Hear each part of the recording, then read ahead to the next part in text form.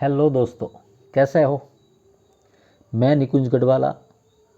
मेरी YouTube channel निकुंज 2020 कि जहाँ पर accounting, cost accounting, management accounting, financial accounting, accounting and finance, अलग अलग अकाउंटिंग के जो सम होते हैं, उसके जो डिफरेंट कंसेप्ट होते हैं, वहाँ पर ये समझाया जाता है।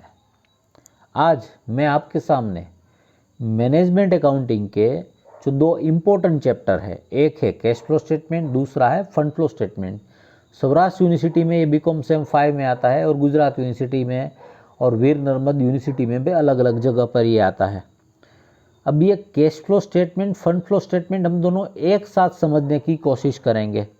आप बोलोगे सर एक में दिक्कत होती है तो एक साथ दोनों, तो यहाँ पर क्योंकि ये अभी दीपावली चल रही है ना, दीपावली नज़दीक आ रही है, तो वो दीपावली का बोनस होता है ना, एक के साथ एक फ्री। तो यहाँ पर हम एक एडजस्टमेंट के साथ एक एडजस्टमेंट, मतलब ये कॉमन एडजस्टमेंट दोनों में आता है, वो हम साथ में दोनों जगह पर कैश फ्लो स्टेटमेंट और फंड फ्लो स्टेटमेंट में कहाँ कहाँ पर कैसे इफेक्ट आएगी वो समझने की कोशिश करेंगे। कहाँ पर डेबिट होगा, कहाँ पर क्रेडिट होगा, कहाँ पर प्लस होगा, कहाँ पर माइनस होगा, बराबर है। तो इससे पहले हमने दो एडजस्टमेंट सीखे हैं, वो दो एडजस्टमेंट में उसकी लिंक मैं डिस्क्रिप्शन बॉक्स में रख दूंगा। आप वो सभी एडजस्टमेंट साथ में वन बाय वन समझने की कोशिश करना, तो आपके लिए कैश फ्लो स्टेटमेंट के सम और फंड फ्लो स्टेटमेंट के सम आपके लिए बहुत ही आसान हो जाएंगे कैलकुलेट करने, बराबर है। तो आज थर्ड एडजस्टमेंट हम लेते हैं, 12% डिबेंचर रिडीम्ड एट 103। 100 रुपीज़ का डिबेंचर कंपनी ने इश्यू किया था, अब कंपनी उसका 103 रुपीज़ वापस दे रही है। अब सबसे पहला क्वेश्चन ये आएगा कि कंपनी डिबेंचर को रिडीम क्यों करेगी। तो ये कंपनी ने जब डिबेंचर इश्यू किए थे तब उस वक्त ही वहाँ पर वो डिसाइडेड होता है कि 1 साल के बाद, 2 साल के बाद या 3 साल के बाद हम डिबेंचर को रिडीम करेंगे, मतलब ये रिडीमेबल डिबेंचर होते हैं और उसका the date of maturity fixed होती है। तो जब उसकी मैच्योरिटी होती है तो कंपनी को डिबेंचर होल्डर के पास से वो डिबेंचर वापस लेने होते हैं। और आप जानते हो डिबेंचर एक मार्केटेबल सिक्योरिटी है, कंपनी के लिए लॉन्ग टर्म फाइनेंस है, कंपनी के लिए लॉन्ग टर्म बिजनेस डेट है। अब यहाँ पर आप देख सकते हो कंपनी 100 रुपीज़ का 103 दे रही है। कितना दे रही है? 100 रुपीज़ का 103, मतलब आपकी फेस वैल्यू, पार वैल्यू 100 है और आप उसका 103 रुपीज़ ज़्यादा दे रहे हो। इसका मतलब ये हुआ कि हम प्रीमियम के साथ डिबेंचर को रिडीम कर रहे हैं। अब ये एडजस्टमेंट को और अच्छे से समझने के लिए यहाँ पर मैंने डिबेंचर अकाउंट भी बनाया है, उसकी जर्नल एंट्री है, फंड फ्लो में कहाँ पर इफेक्ट आएगी, कैश फ्लो में इफेक्ट कहाँ कहाँ पर आएगी वो समझेंगे, बराबर है। अब 100 का डिबेंचर हम 103 में रिडीम कर रहे हैं, इसका मतलब ये 3 रुपीज़ ज़्यादा है, तो 3 रुपीज़ क्या है? रिडेम्पशन प्रीमियम है, मतलब 3% रिडेम्पशन प्रीमियम है। अब देखिए ये डिबेंचर अकाउंट हमने बनाया है, डिबेंचर की ओपनिंग बैलेंस 2 लाख है, क्लोजिंग बैलेंस 1 लाख है। मतलब in the beginning of the year debenture has a opening balance of 2 lakh and in the end of the year closing balance 1 lakh है। इन दोनों का डिफरेंस हुआ 1 लाख। ये क्या दिखाता है? ये ओपनिंग एंड क्लोजिंग का डिफरेंस ये दिखाता है कि कंपनी ने 1 लाख रुपीज़ के डिबेंचर होल्डर के पास से वापस ले लिए है। तो अब ये 1 लाख के वापस लिए है, तो 100 का 103, तो 1 लाख का कितना? तो टोटल अमाउंट आएगी 1,03,000। मतलब कंपनी ने 1 लाख के डिबेंचर इश्यू किए थे और कंपनी अब वापस देगी 1,03,000, मतलब 3,000 का कंपनी को लॉस होगा, जिसे हम कैपिटल लॉस के नाम से जानते हैं। एक बार फिर से ये 1 लाख रुपीज़ कहाँ से आए समझ लेते हैं। Opening balance 2 lakh, closing balance 1 lakh, difference कितना हुआ? 1 लाख। 1 लाख के डिबेंचर हमने क्या किए हैं?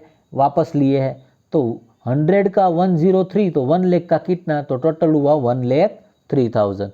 अब ये डिबेंचर अकाउंट भी हम साथ में जर्नल एंट्री के साथ हम समझेंगे। उसकी 2 एंट्री होती है जो यहाँ पर मैंने लिखी हुई है। 12% debenture account debit 1 lakh, debenture redemption premium account debit 3000 to debenture holder and debenture holder account debit to bank. अब 12% डिबेंचर अकाउंट डेबिट, अब ये देखिए डिबेंचर अकाउंट की डेबिट साइड हमने यहाँ पर 1 लाख लिख लिया है। अब ये 1 लाख हमने यहाँ पर दे दिया है, तो ये डिबेंचर अकाउंट क्या हो जाएगा, ऑटोमेटिक क्लोज हो जाएगा। और ये डिबेंचर अकाउंट दोनों में फंड फ्लो स्टेटमेंट और कैश फ्लो स्टेटमेंट दोनों में हमें बनाना पड़ता है, बराबर है। अब आगे देखिए, ये 12% debenture account debit, debenture redemption premium account debit to debenture holder and debenture holder to bank account, बराबर। अब उसकी इफेक्ट्स फंड फ्लो स्टेटमेंट और कैश फ्लो स्टेटमेंट में कहाँ पर कैसे आएगी वो समझते हैं।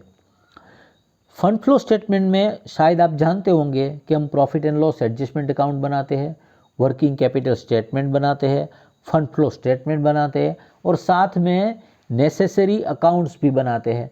अब ये जो डिबेंचर हमने रिडीम किए हैं उसमें से 1 लाख हमने डिबेंचर में डेबिट कर दिया, जो बाकी का जो 3000 मतलब ये रिडेम्पशन प्रीमियम था वो profit and loss adjustment account की डेबिट साइड हम लिखेंगे 3000। इसका मतलब ये हुआ कि यहाँ पर डेबिट 1 लाख हुआ, यहाँ पर डेबिट 3000 हुआ, तो टोटल डेबिट हुआ 1 लाख 3000। इसका मतलब क्रेडिट कितना होगा, टोटल 1 लाख 3000 होगा। तो P&L एडजस्टमेंट की डेबिट साइड 3000। अब फंड फ्लो स्टेटमेंट में वहाँ पर 2 साइड होती है, एक होती है सोर्सेज साइड, दूसरी होती है एप्लीकेशन साइड। सोर्सेज साइड में क्या आता है, तो कि सोर्सेज साइड में जितना भी पैसा आता है वो सब कुछ हम सोर्सेज साइड रखते हैं और जितना भी पैसा जाता है वो सभी एप्लीकेशन साइड। और कंपनी के पास से यहाँ पैसा जाएगा तो ये 1 लाख 3000 हम कहाँ पर लिखेंगे, एप्लीकेशन साइड लिखेंगे। तो अब ये डिबेंचर जो हमने रिडीम किया उसकी पूरी इफेक्ट फंड फ्लो स्टेटमेंट में समझ लीजिए। डिबेंचर अकाउंट की डेबिट साइड, P&L एडजस्टमेंट की डेबिट साइड और फंड फ्लो स्टेटमेंट की एप्लीकेशन साइड हम लिखेंगे 1 लाख 3000, जो कि ये इफेक्ट होगी, बराबर, क्योंकि यहाँ पर 1 लाख 3000 हमने पेड किया है। अब इसकी इफेक्ट मतलब यही एडजस्टमेंट की इफेक्ट कैश फ्लो स्टेटमेंट में कैसे आएगी। अब कैश फ्लो स्टेटमेंट जब हम प्रिपेयर करते हैं तो it is divided into 3 parts. First one मतलब फर्स्ट एक्टिविटी, तो cash flow generated from business operation. Second activity investment activity, third activity financial activity. अब कैश फ्लो स्टेटमेंट में जो फर्स्ट एक्टिविटी होती है उसे हम cash flow generated from business operation के नाम से जानते हैं। उसकी शुरुआत हम नेट प्रॉफिट से करते हैं। उस नेट प्रॉफिट में हम नॉन कैश एक्सपेंस ऐड करते हैं। वहाँ पर ये 3000 मतलब फर्स्ट एक्टिविटी में नॉन कैश एक्सपेंस के तौर पे हमें 3000 लिखने पड़ेंगे। और ये जो हमने पेड किया है 1 लाख 3000, वो 1 लाख 3000 हम ये third activity cash flow statement में थर्ड एक्टिविटी में हम लिखेंगे डिबेंचर रिडीम्ड और वहाँ पर करेंगे माइनस 1 लाख 3000। अब फाइनेंशियल एक्टिविटी में अगर आपने इक्विटी शेयर इश्यू किए हैं, प्रेफरेंस शेयर इश्यू किए हैं, डिबेंचर इश्यू किएंगे तो पैसा आएगा तो प्लस होगा। लेकिन यहाँ पर कंपनी क्या करती है, डिबेंचर को रिडीम करती है, इसीलिए पैसा जाएगा, इसीलिए क्या होगा, माइनस होगा। एक बार जल्दी से ये डिबेंचर हमने जो रिडीम किए कैश फ्लो स्टेटमेंट में कहाँ कहाँ पर इफेक्ट आएगी, तो कि डिबेंचर अकाउंट की डेबिट साइड जाएगा। कैश फ्लो स्टेटमेंट में फर्स्ट एक्टिविटी में नॉन कैश एक्सपेंस के तौर पे 3000 नेट प्रॉफिट में हम प्लस करेंगे और फाइनेंशियल एक्टिविटी में 1 लाख 3000 डिबेंचर रिडीम करके लिखेंगे माइनस 1 लाख 3000। बराबर है दोस्तों। तो इसके साथ हम cash flow statement, fund flow statement में 1+1 सीरीज के अंदर ये तीसरा एडजस्टमेंट सीख चुके हैं। पहले दोनों एडजस्टमेंट की लिंक मैं डिस्क्रिप्शन बॉक्स में आपको रख दूंगा।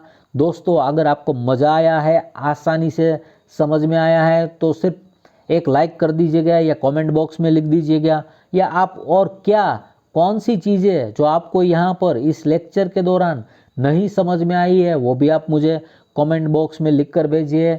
मैं आगे कोशिश करूँगा कि वो आपको और अच्छे से समझा सकूँ। बराबर है। तो दोस्तों नेक्स्ट लेक्चर के अंदर इससे ये बहुत ही इम्पोर्टेंट एडजस्टमेंट वो है बोनस शेयर्स का। बोनस शेयर्स का एडजस्टमेंट लेकर मैं नेक्स्ट लेक्चर में आऊँगा, बराबर है।